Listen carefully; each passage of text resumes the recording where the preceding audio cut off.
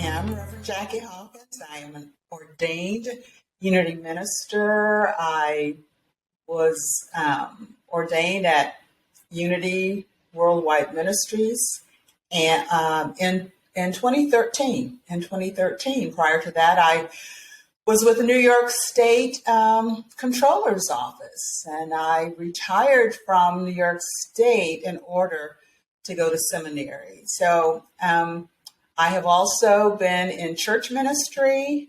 Now I devote much of my time to guest speaking and serving on various Unity Worldwide Ministries teams, like the credentialing team and the leadership recruitment development team. And I'm a student of spiritual direction, I'm very happy to say. What kind of called you in the direction of spiritual direction with all of these other things available to you? I shouldn't say everyone has asked me that question. Many people have asked me that question. And it has been a calling of mine for a very long time. Even when I was with New York State, I enjoyed listening to people and supporting people in their journeys, their journeys in their careers. And oftentimes, we cannot separate a person's spirituality from who they are in this human experience. So oftentimes the kinds of questions that employees, managers, and executives would come to me with were actually more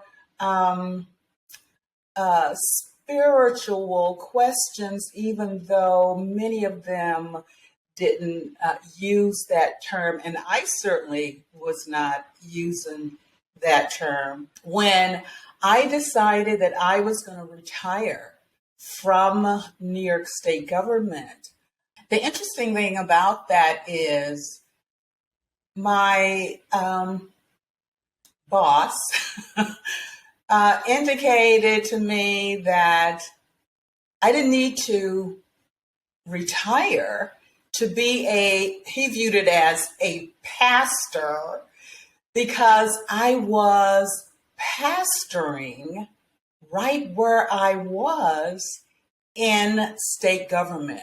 Quite frankly, I was blown away when he said that.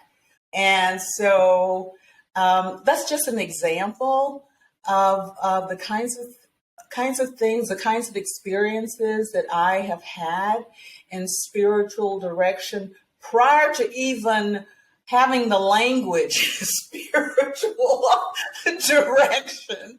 But I have always enjoyed and, if you will, being good at listening, deep listening without judgment, just assisting people in moving forward in their lives and listening to themselves. Because oftentimes, people just don't listen to the spirit within them. And I have been blessed to have that deep intuition, that spiritual sense, that connection with my own spiritual dimension, and accepted that, loved that, and here I am. As a pulpit minister and someone who's aware of spiritual direction, can you share with us some of those distinctions so that we have a better understanding of how to make those differences? Well, a pulpit minister typically speaks to an audience of people rather than speaking primarily one-on-one. A pulpit minister, has a congregation. A spiritual director does not have a congregation. A spiritual director is here to be present with an individual most often, although there could be, groups, people can provide spiritual direction in groups. A pulpit minister is more concerned with the community of people that she shepherds. I'll use that word.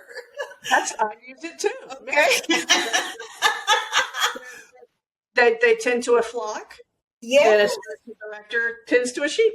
that's So right. Very good. Yeah, yeah. yeah, I love that. That's a great distinction. And a spiritual director is concerned with assisting the individual in, quite frankly, navigating their spiritual path, assisting them in clarifying what they may be hearing, and understanding that the true director is the spirit within the person. Mm-hmm. Mm-hmm. That,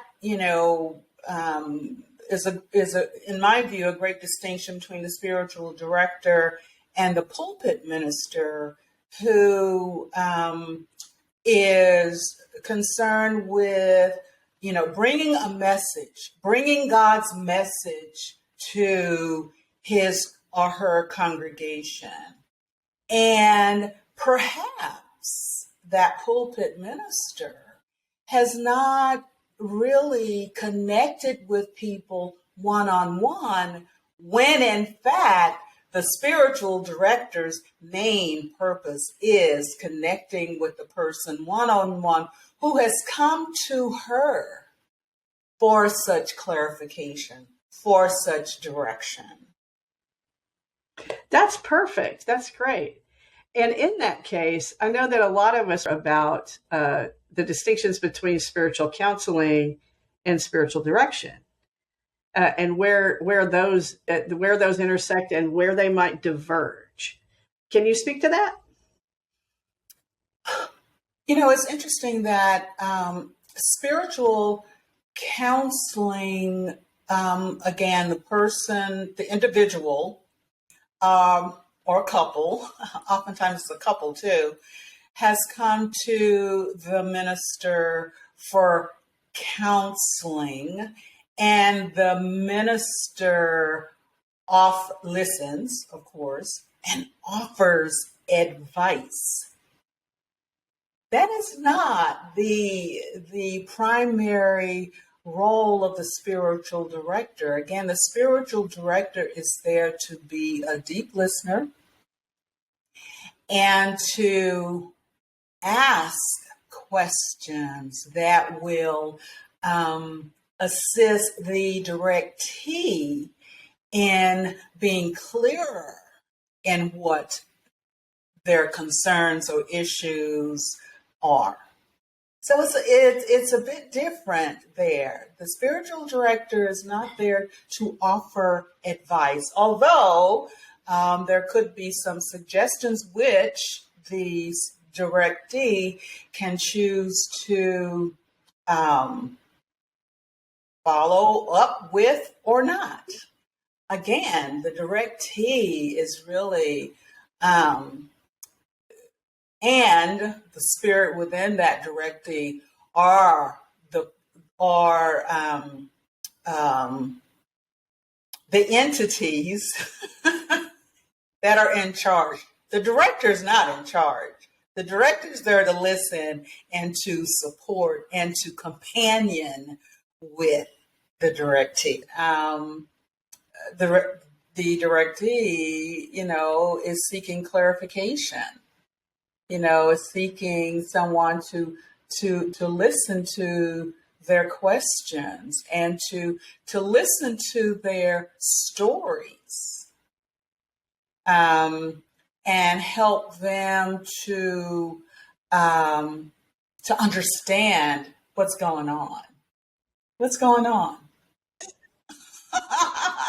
Not what's wrong with me or what's wrong with this picture, but what's going on. Yes, yes, those longings, those questions, and over the course of the last couple of years, 2 or 3 years, and I think it will continue. The spiritual direction has actually exploded, as you probably know, because we are in this time, this unique space and time of the questions about equality, questions about our well-being, questions of mortality, collective grief and trauma, all of those things. And people don't necessarily find themselves with some sort of need to see a therapist about that, but they have these deep longings. And I think that spiritual direction can fill those needs and those longings that are going on right now for folks. Yeah, that's very well put. I would agree with that. I truly would. I certainly, have contacted my spiritual director during this, period of time when I had moved from Kansas to where I am now 4 years ago. There was a gap there because I was getting settled into my, new surroundings, etc. My spiritual director is still back in Kansas, or Missouri, excuse me. So contacted him, of course, and immediately found that just the fact that, of course it was on Zoom, just the fact that his presence felt so healing, so affirming, so comfortable for me, lifted the feeling of heaviness. I'll put it that way. Lifted the feeling of heaviness. Spiritual directors are hugely important. And I believe that everyone, should have a spiritual director. Not everyone necessarily needs a therapist, although I would say that certainly every minister or person in a helping profession should have a therapist. It's like having a medical doctor, who checks on you and, you make sure that everything's in tune. Well, emotionally and spiritually, we need to pay attention to being attuned to that aspect of our, cells, of our beings. So, I believe spiritual directors are for everyone. Yes. Now you mentioned ministers, and one of the some of my study is in ministry or spiritual direction for clergy, and the evidence shows here and there that the resilience of ministers who are consistently in touch with their own spirituality, with their own connection to God. So, how has that been good for you as a minister? How has being in spiritual direction been? Essential. One word, essential.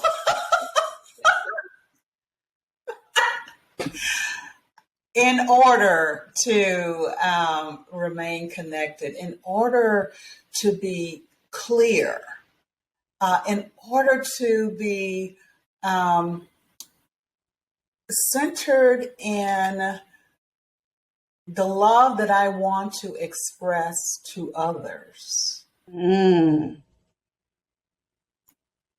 Spiritual direction has assisted me in doing that. You also said in your introduction that you're a student.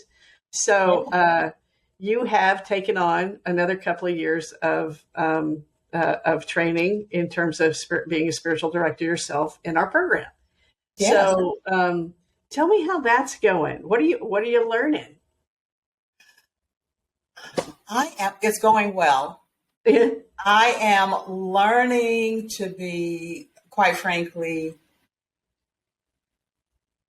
more centered, more patient, um, and really, how do I put it? Judgment is such a provocative thing. I'll put it that way. Especially in our current climate. Especially in our current climate.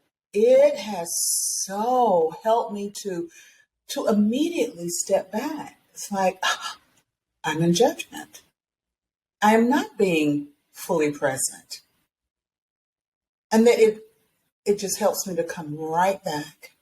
And the fact that I am with 18 other people who are supporting me, I'm supporting them, we are learning together, we are in this lovely, sacred circle of trust that is huge. Quite frankly, I have never experienced a circle of trust in this way. That in itself, I'm getting goosebumps. It is just beautiful. It is wonderful. What makes what's say the avatar of someone who might want to do spiritual direction? What are those themes of the folks who you are in class with? There is such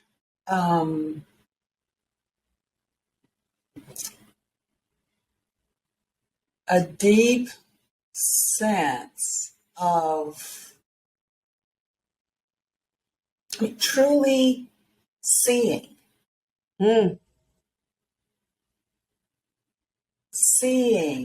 connecting,